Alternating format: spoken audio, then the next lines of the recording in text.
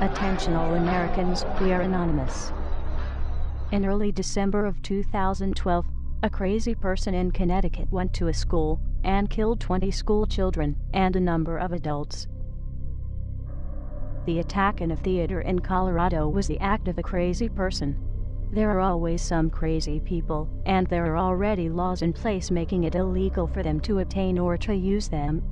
It is illegal to take a firearm into a school or a theater. It is illegal to kill people, yet these laws did not stop these events, because criminals do not obey the law. Only law-abiding citizens obey the law, and the law-abiding citizens are not the problem. Connecticut is the 4th highest gun control state in the country, and it's very hard to get a gun. Chicago and New York have the highest crime rates, and each has had total gun bans for years, yet gun violence increased.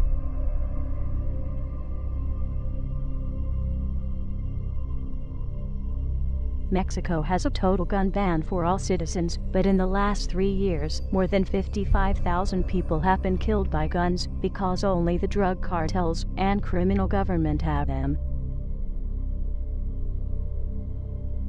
Throughout history, authoritarian governments have used gun violence as an excuse to take people's firearms and control their population. This is exactly what Adolf Hitler did to disarm the German people, and look at the atrocities his administration did. Obama has been working hard to try and ban all semi-automatic weapons and shotguns, while at the same time increasing the weapons and firepower that police and government agencies have. Within minutes of the Connecticut shootings, politicians were on the state-run media saying it was time to get rid of the guns, and they will be talking about it for weeks to come. The Obama administration and his government-funded media have been promoting this idea for months. Every time there is a shooting performed by a crazy person, the media talks about it non-stop for weeks or months. But when there is an illegal or unlawful shooting by police that does not fit Obama's agenda, the story is barely mentioned, such as some of the following cases. August 2nd, 2012. Travis Carter was shot in the head while handcuffed in a patrol car in police custody. Police claim he hid the gun and shot himself, even though he already told his girlfriend they would go to a movie when he got out.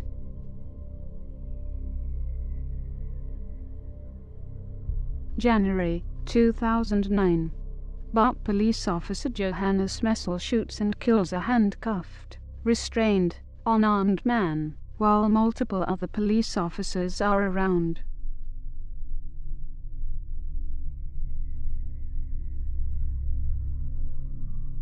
August 2012.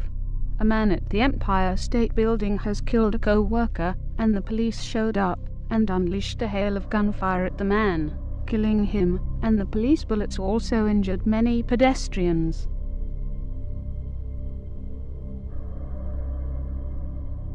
July 2012. Some protesters demand answers from police about why they shot a man in the back. The police responded on the crowd of protesters that had many children under the age of 10, with rubber bullets and attack dogs.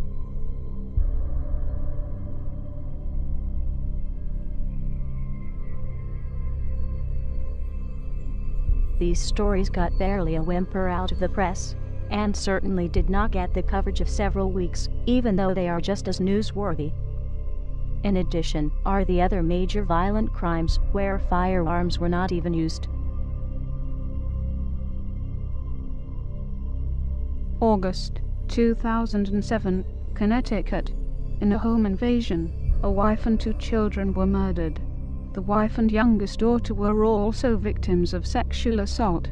Only the husband survived, and he was badly beaten.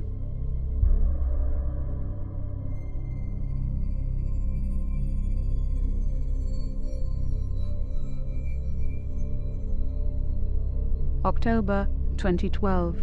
A mother and her 2 children were brutally murdered in California home. The suspect did not choose a firearm.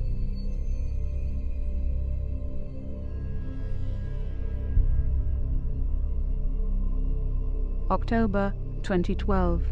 2 children were found stabbed to death when their mother returned home. The suspect was the children's nanny.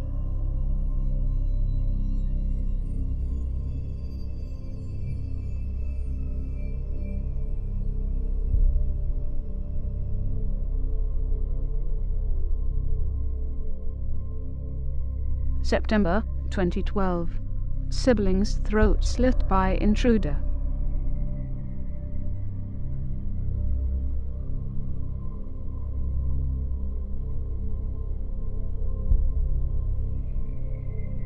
The press also hardly mentions the cases where guns were used by law-abiding citizens to save lives to avoid being raped or killed. October 2012. 12-year-old Oklahoma girl shoots home intruder to protect herself after she tried to evade them.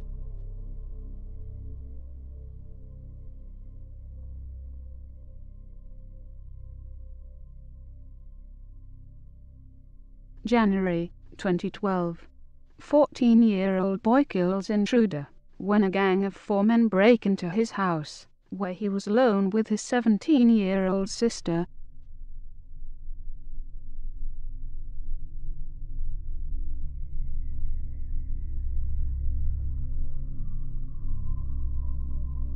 Many would have you believe that guns are the cause of violence, but that is like saying fat people are obese because they have forks and spoons.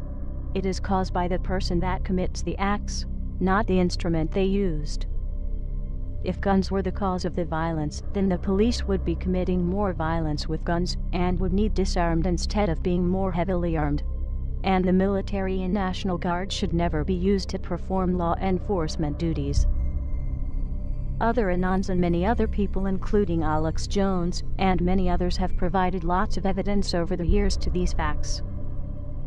It has been known, predicted by many for several months, and in some cases years, that Mr. Obama's intentions are to confiscate all firearms, or at least as much as he can, to make it easier to usher in a fascist police state, to establish a one-world government, and under a one-world currency system.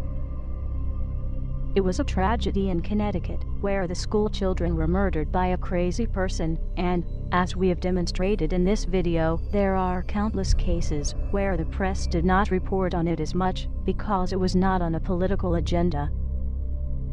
How dare Mr. Obama soil their memories, and who they were, and are, by using this and other events for his own purpose.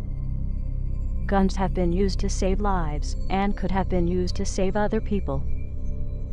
Mr. Obama would have you believe that guns are the cause of these crimes that CNN, Fox, and the rest of mainstream media talk about so much, but it is hardly mentioned when the crimes are committed by authorities that are ever increasingly armed.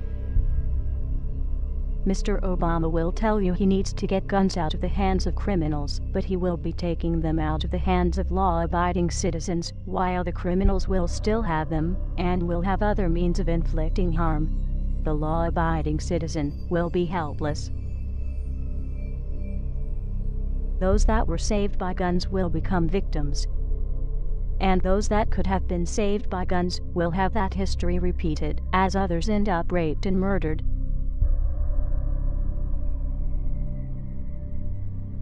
Mr. Obama, the Second Amendment of the U.S. Constitution does not talk about an army that is covered elsewhere in the Constitution.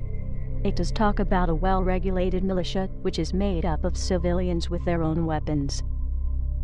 The Second Amendment of the U.S. Constitution does not talk about protecting government or government resources, but it does talk about being necessary for the security of the free state. The Second Amendment of the U.S. Constitution does not say a single word about hunting or sport, but it does say, "The people's right to keep and bear arms shall not be infringed."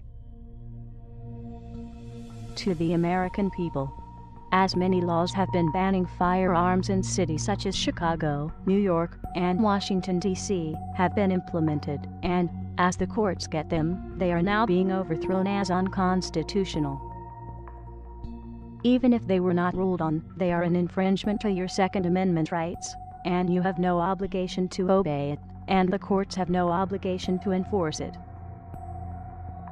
No one is bound to obey an unconstitutional law, and no courts are bound to enforce it.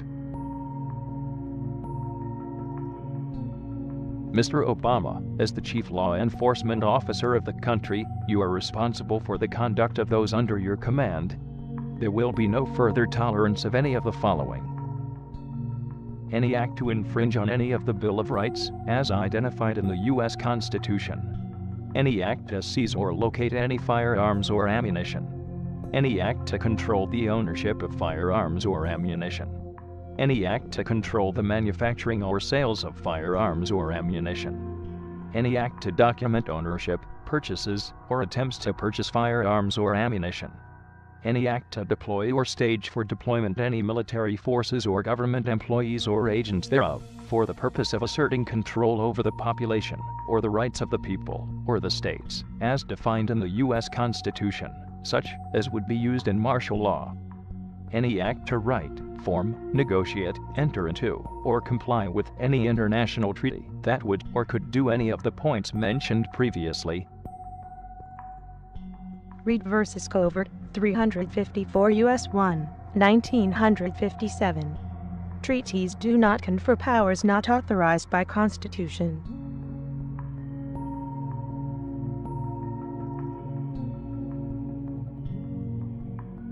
Any action taken by you to attempt to perform those acts, or similar acts, as interpreted by the American people, or any attempt by you to skirt your responsibility to the true office of the presidency, will be viewed by many people as your willful act of insurrection and treason against the American people, as those acts would be willful disregard of your oath of office. Any further attempt by you, your administration, law enforcement, or those under authority of the presidency to perform or assist in performance with any body attempting such acts will be viewed by many people as your willful act of insurrection and treason against the American people, as those acts would be willful disregard of your oath of office. Any further attempt by you, your administration, law enforcement, or those under authority of the presidency to do any of those acts mentioned, or anything similar, will be viewed by many people as your willful act of insurrection and treason against the American people, as those acts would be willful disregard of your oath of office. Upon such acts, it is the responsibility of the Vice President and Cabinet members to immediately exercise their authority under the 25th Amendment of the U.S. Constitution to remove you from office. Failure of such act may be viewed as an act of insurrection and treason by the Vice President and Cabinet members, as such failure would be willful disregard of each of their oath of office. Upon failure of the Vice President and Cabinet members to perform such duty of your removal, it then falls on Congress to immediately force your removal by legal means. Failure of any member of Congress to perform such duty, or to hinder it in any way, will be viewed by many people as an act of insurrection and treason against the American people, as such failure would be willful disregard of each person's oath of office. Upon failure of the Congress to perform such duty, it will be the responsibility upon the United States Supreme Court for failure to act in past or present to rectify said situation, and as such will be viewed by many people as an act of insurrection and treason against the American people, as such failure would be willful disregard of each Supreme Court justice's oath of office. Upon failure of all the aforementioned bodies to perform such duty, it will be the authority and duty of any and all members of the United States Armed Forces to remove the President, Vice President, Cabinet members, and members of Congress, and the U.S. Supreme Court justices from power by military force. Failure by all military members to perform such duties will constitute as an act of civil war against the American people by said authorities. This video has links to other sources. This is for news and education reasons, and so falls under fair use. But no doubt, some people will try and have it removed. Download it and re-upload it, or pass it along. Let the truth be known. We are anonymous. We do not forgive. We do not forget.